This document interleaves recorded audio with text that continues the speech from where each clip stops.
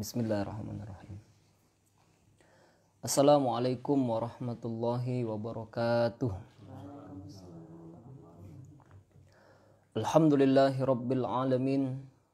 Wassalatu wassalamu ala ashrafil anbiya'i wal mursalin. Wa ala alihi wa ashabihi wa man kana awla bihi wa sallim taslima. Allahumma inna nas'aluka ilman nafi'a. Ya Allah, kami senantiasa memohon kepadamu, karuniakanlah kepada kami ilmu yang bermanfaat. Wa amalan mutaqabbala, segala amal yang kami lakukan jadikanlah amal yang kau terima di sisimu. Wa syifa'an min kulli da', dan kami memohon kepadamu ya Allah, berikanlah kami kesehatan dari berbagai macam penyakit. Amin amin ya rabbal alamin.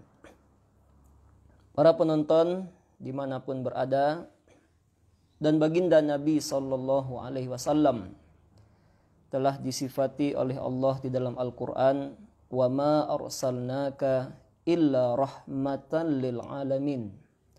Dan tidaklah kami mengutusmu wahai Muhammad kecuali sebagai penebar rahmat bagi seluruh alam.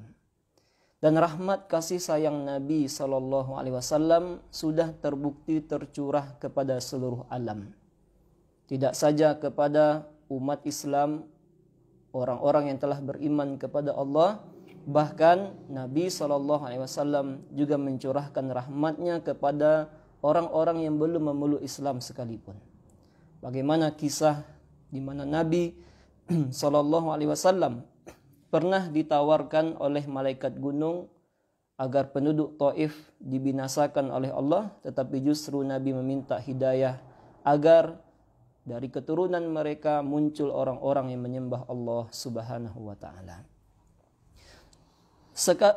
Selain manusia, Nabi kita juga mencurahkan rahmat bahkan kepada binatang dan tanam-tanaman. Jadi hewan ataupun tanaman juga mendapatkan rahmat dari Nabi.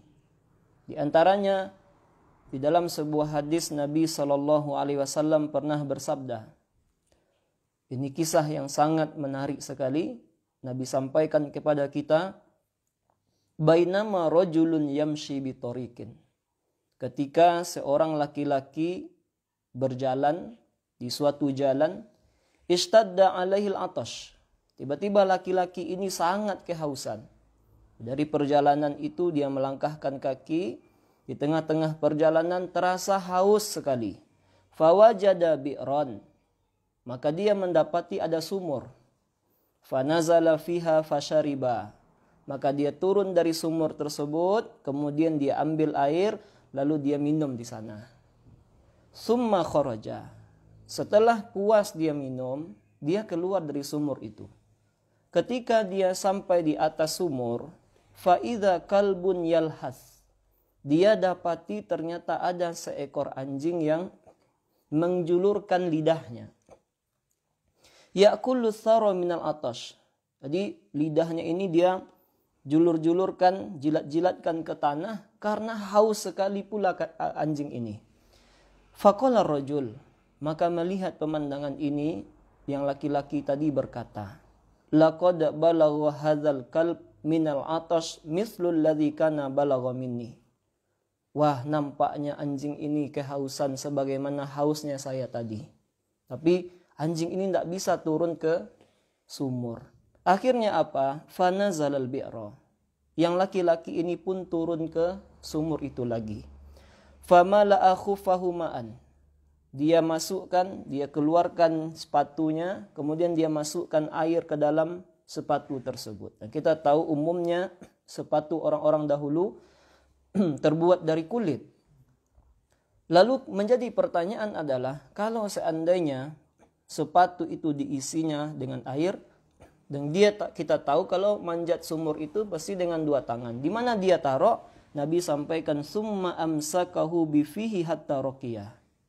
Jadi dia taruh sepatunya itu di mulutnya, digigitnya sepatunya dengan mulutnya, kemudian dia manjat ke atas.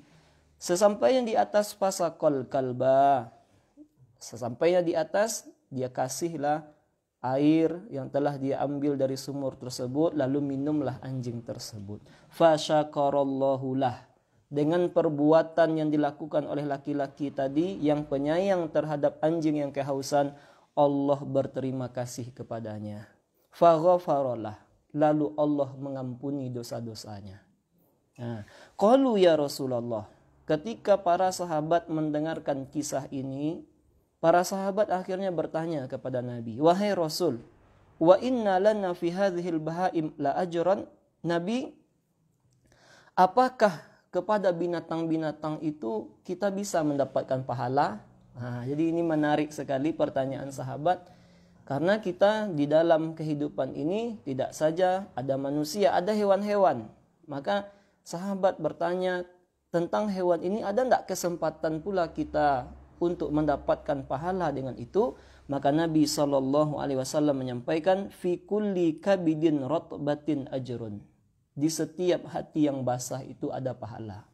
Maksud kata Nabi, di setiap hati yang penyayang terhadap binatang sekalipun itu ada pahalanya. Nah, maka apa yang telah diceritakan oleh Rasulullah SAW dalam hadis yang diriwayatkan Bukhari dan Muslim, hadis yang sangat sahih sekali, menceritakan kepada kita bagaimana seorang yang penyayang terhadap hewan diampuni oleh Allah Subhanahu wa taala. Bahkan di dalam hadis yang lain, Nabi SAW itu pernah menyampaikan, kata Rasulullah, ma min insanin, tidaklah seorang manusia, yaqtulu usfuran, dia membunuh burung pipit. Tidak ada manusia ini, kata Nabi, dia bunuh burung pipit, fama fauqaha, atau yang lebih besar dari burung pipit, bi ghairi haqqiha, dengan tidak sebenarnya, tidak ada alasan yang benar, tapi dia bunuh juga, illa sa'alahu Allahu anha yaumal qiyamah. Qila fama haqquha, qala haqquha ayyadbahaha fayakulaha wala yaqta' ra'saha fayarmi bihi. Kecuali nanti burung pipit yang telah dia bunuh itu, kata Nabi, tanpa alasan, nanti di akhirat akan menuntut kepada Allah. Apa yang dikatakan burung ini kepada Allah, burung pipit ini akan mempertanyakan. Jadi dia tuntut, mengapa saya dibunuh? Jadi kira-kira begitu kata burung pipit nanti, meminta qisas kepada Allah Subhanahu wa taala, meminta haknya. Mengapa ketika saya enak-enaknya terbang, lalu tiba-tiba ada orang yang memakai senapan, lalu tiba-tiba dia tarik senapan tersebut, kena saya. Tanpa hak tiba-tiba dia bunuh saya, itu akan dituntut oleh burung pipit nanti di akhirat. Oleh karenanya mendengar ini para sahabat kembali bertanya, kalau begitu Nabi, apa hak burung pipit ini? Jadi apa hak burung itu wahai Rasul? Maka Rasulullah SAW menyampaikan, hak burung itu adalah engkau sembelih lalu engkau makan. Tapi kalau engkau hanya jadikan sasaran saja, tapi engkau biarkan setelah itu, itulah kamu membunuh tanpa hak. Jadi kamu akan dituntut itu nanti di akhirat, kata Nabi SAW. Oleh karenanya, di dalam perintah lain Nabi kita menyampaikan dalam sebuah hadis tentang bagaimana hendaknya kita berkasih sayang kepada binatang. Nabi sampaikan, innallaha katabal ihsana ala kulli syai'in. Sesungguhnya Allah mewajibkan berbuat baik terhadap segala sesuatu. Fa idza qataltum fa ahsinul qitlah. Kalau kamu membunuh maka perbaikilah dalam membunuh tersebut. Ini baguslah dalam membunuh. Wa idza dzabhtum fa ahsinu dzibha. Kalau engkau hendak menyembelih maka baik-baiklah dalam menyembelih. Wal yuhidda ahadukum syafratah wal yurih dzabihatah. Dan hendaklah salah seorang darimu kalau hendak melakukan penyembelihan, dia tajamkan pisaunya dan dia lapangkan binatang sembelihannya.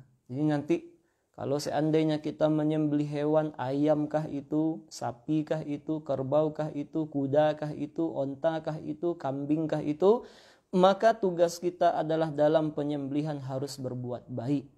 Di antara bentuk penyembelihan yang berbuat baik adalah dengan menajamkan pisau. Begitu juga kalau seandainya menyembelih jangan sampai terlihat oleh temannya yang lain. Ini adalah dalam rangka berbuat baik kepada binatang. Dan Nabi SAW Di dalam hadis yang lain juga menyampaikan kepada kita, la tattakhidhu syai'an fihi ruhu gharadan. Janganlah engkau menjadikan sesuatu yang mengandung ruh sebagai sasaran. Jadi tidak boleh kita misalnya ada ayam, kemudian ayam itu kita taruh di tempat petak saja, taruh ayam di sana, kemudian kita main-mainkan. Nah, kita lempar-lempar ayam itu dengan batu. Ini tidak diperbolehkan oleh Nabi Sallallahu Alaihi Wasallam. Begitu pula hadis ini memberikan penjelasan bahwa seorang tidak boleh hanya hobi-hobi saja menembaki burung. Karena ada orang yang hobi saja. Setelah tertembak burung itu dia biarkan saja. Ini berdosa. Ini hukumnya adalah dosa. Tapi dia boleh menembak burung dengan mengucapkan bismillah. Tapi syaratnya adalah peluru yang dia pakai harus tajam. Di dalam penyembelihan hewan itu ada dua metodenya. Pertama, seandainya hewan itu adalah hewan yang jinak, maka metodenya adalah dengan penyembelihan. Kalau hewan itu adalah hewan yang liar, maka dengan dua metode. Boleh dengan menembak atau memanah, atau dengan sembelihan. Nah, jadi kalau seandainya kita melakukan pembunuhan terhadap hewan dengan penembakan, itu ada syarat-syaratnya. Di antara syarat-syaratnya selain tentu saja mengucapkan bismillah, itu ada harus peluru yang kita gunakan harus tajam. Kalau seandainya peluru yang kita gunakan itu tumpul, lalu kita tembak, mati, maka itu tidak boleh dimakan dagingnya. Mengapa? Karena dia termasuk hewan yang mati karena beda tumpul. Nah, jadi dia tidak tergolong mati karena sesuatu yang tajam. Nah, tapi dia mati karena kena timpa dengan benda yang tumpul, maka itu tidak lagi halal dagingnya.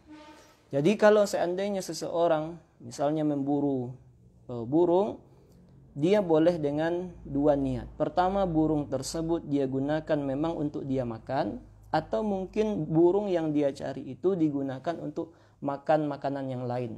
Misalnya contoh boleh jadi dia memelihara sesuatu yang makannya adalah makanan daging, dia boleh gunakan itu untuk hewan tersebut. Jadi seseorang tidak boleh menggunakan atau mencari hewan seperti burung tadi, memburu burung tadi hanya karena hobi-hobi saja.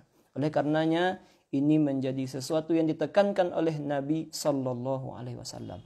Di antara bentuk rahmat Nabi terhadap hewan, pernah Nabi Sallallahu Alaihi Wasallam itu memasuki suatu kebun milik orang Madinah. Maka tiba-tiba ketika Nabi masuk kebun, Nabi melihat seekor onta. Lalu onta tersebut dilihat oleh Nabi menangis dan berlinang air mata.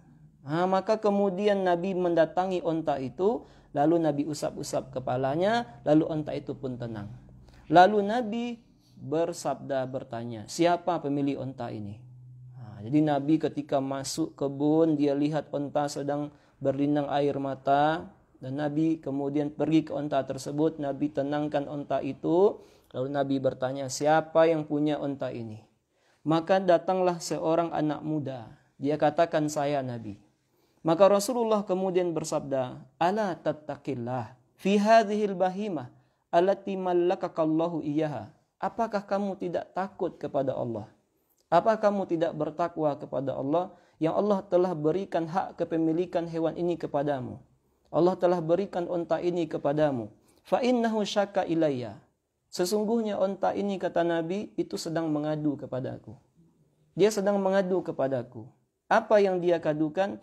Annaka tuji'uhu wa tu'zibuhu wa tud'ibuhu. Annaka tuji'uhu wa tud'ibuhu. Engkau biarkan onta ini lapar dan engkau suruh dia bekerja sampai dia kelelahan.